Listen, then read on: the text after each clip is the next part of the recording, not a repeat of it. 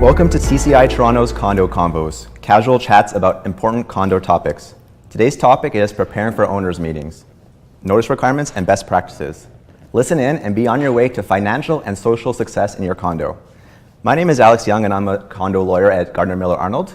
I'll be moderating today's panel. To my left, I have Megan Molloy, a condominium and associate lawyer at Elliott & Associates, Katherine Gao, regional property manager and RCM at Crossbridges, and Brian Horlick, partner at Horlick Levitt Delela.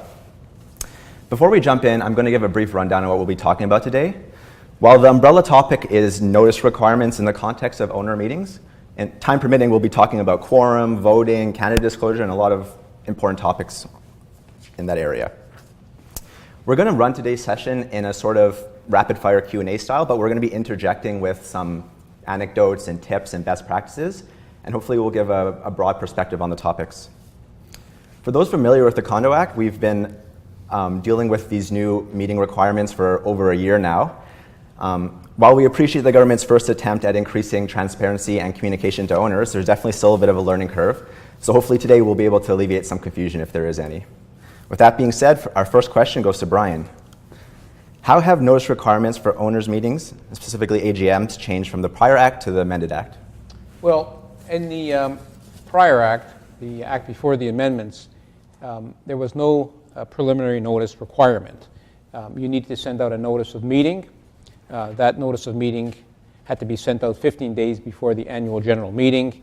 It had to include the agenda and the nature of the business that you would be discussing and voting on. Many people in the condominium industry, owners in particular, felt that it wasn't enough time in the event that they wanted to attend their annual general meetings to only be given approximately 15 days notice.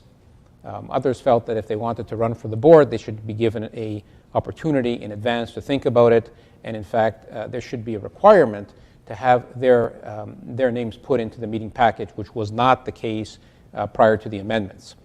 So now we have something called a preliminary notice of meeting. It is a notice that has to go out at least 20 days before the notice of meeting package goes out. So before you send out your AGM package, 20 days before you send out the package, you've got to do this preliminary notice of meeting. It has to set out your approximate date of the meeting, what the purported agenda should be, specifically whether or not there's going to be an election for directors, and if so, how many, what the terms would be. There is a requirement now that if you're going to be running for the board, you need to submit your name and your address and a disclosure statement, and that is set out that requirement is set out in the preliminary notice as well. There's also another requirement if an owner wants to put forward an auditor to be voted on at the annual general meeting, there's a requirement to set that out as well, along with any other type of information and material that you'd like to be presented at the AGM. So this is giving unit owners more advance notice of what's coming, and it is something that was felt necessary for owners. If a condo botches the timelines, what do you suggest? Well, I'm going to say that you need to properly follow your minimum notice requirements. If the condominium is going to miss the deadlines, it's possible that a unit owner could bring an application and take a position that the meeting itself is a nullity. So I would say if you're going to be in the unfortunate circumstance where you have not fully complied with your notice requirements, especially your preliminary notice of meeting and your notice of meeting, which again, you have to give at least 15 days notice to owners of the meeting, I would say you start again. Thank you, Brian. Megan, next question for you. This is a multi-part one. How will the owner requisition regime change once the amended Section 46 of the Condo Act comes into force? And how do the new notice requirements impact the owner's requisition regime now under the current act? And how will they impact once the amended sections come into force? Okay. So Section 46 of the Act is basically a remedy provision that provides unit owners with authority to call a meeting under certain prescribed circumstances. As you just stated, the amendments to Section 46 haven't yet come into force. So there's no real changes yet, but the notice provisions that Brian just talked about, which are already in force, have created some confusion when it comes to notice of those meetings. So in order to be effective, 15% of unit owners have to requisition a meeting. Those requisitionists need to appear in the records of the corporation and must not be in arrears for more than 30 days. The requisition also must be in writing, must be signed by all of the requisitionists, must state the nature of the business for the meeting, and must be delivered to the corporation's president or secretary or deposited at its address for service. So those are all the existing provisions, and they're not going to change much once the amendments come into force. However, when proposed subsection 4 comes into force, it's actually going to describe the purposes for the requisition meeting. And those are going to be 1, information meetings where no vote will be taken of owners except for on procedural matters, 2, removal and election of directors, or 3, for other prescribed purposes that we're going to see in the regulations. Proposed subsection 5 is also going to require that the requisition be delivered on a prescribed form. And I don't think that form is available for review yet, so we're going to have to wait and see what that form is going to look like and what it's going to include. So currently right now under section 46, once a board receives a requisition notice, it has 35 days to call and hold the requisition meeting unless those owners requisitioning the meeting agree to postpone the business until the corporation's next AGM. If the corporation doesn't hold the meeting, then the requisitionist can call and hold the meeting themselves within 45 days. Once the proposed amendments come into force, the board will have 10 days from when it receives a requisition to provide an answer to the requisitionist, and it either has to say that it will be calling the meeting, or if it won't be calling the meeting, it has to give a reason why it will not be. If the board fails to respond, then it's deemed to be agreed to call the meeting within those 35 days. If the board advises the unit owners that the requisition is defective, then the requisitionist will then have 10 days to resubmit the requisition to the board, or within 20 days they can apply to the tribunal or the court for a remedy. So this is new. It's a cure-all solution for unit owners, and it kind of gives them another opportunity to re-requisition the meeting, and it's going towards the theme that we're seeing that the new act is going to be more unit owner friendly. I think one of the things that we spoke about in preparing for this session today was the fact that the notice requirements for a meeting are in conflict essentially with the requirement to call and hold that meeting as a corporation within 35 days. And so one of the things we spoke about off camera is clearly, it would seem, the changes that are proposed in the amendment to the requisition process encourages communication and with rapidity, so that if there's a problem with the requisition, you're advising folks what the issue is.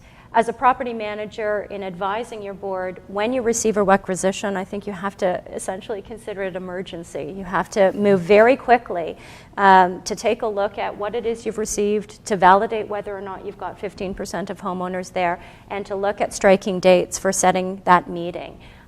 Because you're certainly going to need to abide by that preliminary notice requirement and the notice of meeting requirement, and your timeline is very short. I do think if you communicate well and effectively, both with the requisitionists and all of your homeowners, you're not going to have that group, as Brian said off camera, run to call and hold that meeting themselves when they know the date that is going to be for that meeting and for that discussion. I think it's important to always understand that condominium, we're dealing with people's homes. And people are very emotional about their homes. They want to be heard because this is where they live and this is their biggest investment for most part. So I don't think that condominium professionals should be taking too much of a technical viewpoint on the requisitions. Owners want to be heard. There's a group of people that have a concern, and I think that the concerns have to be addressed, and it's always a good idea to call an information meeting or a requisition meeting to hear from the owners as to what their issues are and to see how, at the end of the day, everyone can live together in peace and harmony. And that goes to your point about social success, right? It's often, or sometimes, less important whether you had exactly 15%, and more important to address the topic of the requisition, right? What is it that we need to talk about that we haven't? And that is, in particular, if it's a contentious spend. And that is something that perhaps simply requires some more discussion. Going back to your point about deadlines, I know for me, I've created an Excel date calculator, so you just plug in the meeting date and then it populates everything else for the notices, so that's a useful tool that property managers can use and condos can use. It's incredibly important. We have one internally at Crossbridge. I've seen firms like your own provide a lot of tools to help managers be successful in planning for meetings, and as they always say, fail to plan, plan to fail. So one of the things that I think is important as a property manager in assisting your board is to set out the timeline for the year. We need a lot more time to prepare for an annual general meeting than we did in the past. And for some of your board members, each and every time, I dare say, it's going to be their first rodeo. So you're going to want to help walk them through the process, talk a little bit about what they can expect at a meeting, and also prepare your homeowners so that they can send in, good, clear disclosure statements. You can help them. They're not running to your office at the end of the deadline for submission of candidates. The preparation is important. Thanks, Katherine. Another question for you, changing topic slightly. How have the quorum requirements changed under the amended Act? For the first call of meeting, we still require 25% of homeowners, and that's the same for the second call of meeting if you fail in the first attempt. The great thing under the Act is if you failed twice to get 25% of your homeowners together, it drops to 15%, and that can be really useful off camera. Brian was talking about how he was successful in using that change in order to do the business of the corporation in kind of a single go because they'd failed to reach quorum. As property managers, out the gate, we are always looking to ensure we are going into the meeting with quorum.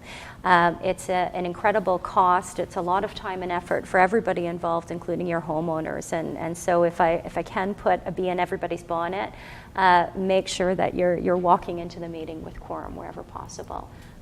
So Alex, if I could just add, I think it's important for everybody to understand that if you don't have your quorum your first time out, your second time out, and you hold a third meeting where your quorum is going to go down from 25% to 15%, what you have on your agenda for your meeting has to be the same as the agenda on your first attempt. You can't change the agenda, add things to the agenda that need voting.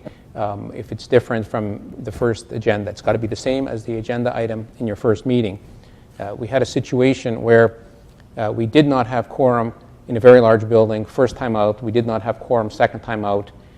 In our third attempt, we set up the meeting package so that we could, not only if we had 15% quorum at the meeting or by proxy, that we could have that first meeting, but we also put in the package that we were going to have the second meeting because we didn't have the second meeting yet because we still hadn't had the first.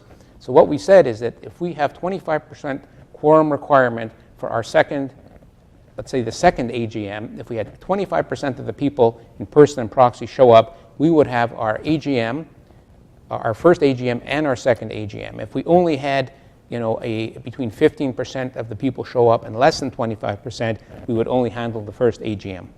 I think it's a genius maneuver is the truth of the matter, and it's one of the reasons why working closely with council can be so important, because some of those peculiarities in how you set out your package and also how you adjourn a meeting that wasn't successful so that you can preserve those proxies for use at another time is incredibly important. Well, Katherine says a very important thing there. If you don't have your 15% requirement at your first meeting or your second, you need to, as a chairperson, adjourn those meetings so that you can keep the proxies that you had for the first attempt. So adjourn the meeting, don't terminate the meeting. Very important. On the topic of proxies, Katherine, how have they changed under the amended Act? There is a mandated form, and I think everybody in condo land would agree it's substantially more complicated than it had been in the past, and we bemoaned that fact for quite some time.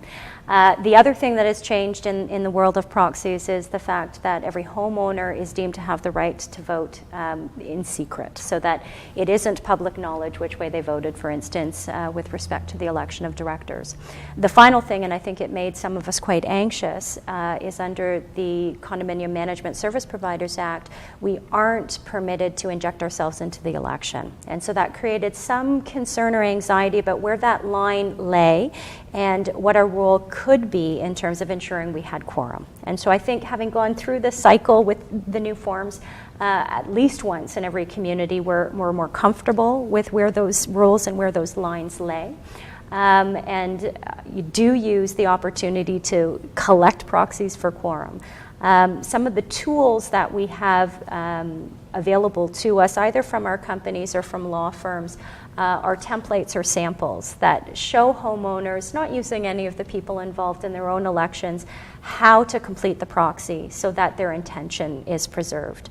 The final thing in terms of best practice, it is never the intention to take away or disenfranchise someone's right. And so I think often discussing some of the issues or some of the concerns about how somebody has completed the proxy and what is going to be acceptable when we know or think it's very reasonable to see what it is that they intended can be preserved so that we're not just willy-nilly invalidating proxies. Do you think that the fact that we need a manual to fill out a proxy kind of defeats the purpose of ensuring? I think it's a problem. I think it's a problem.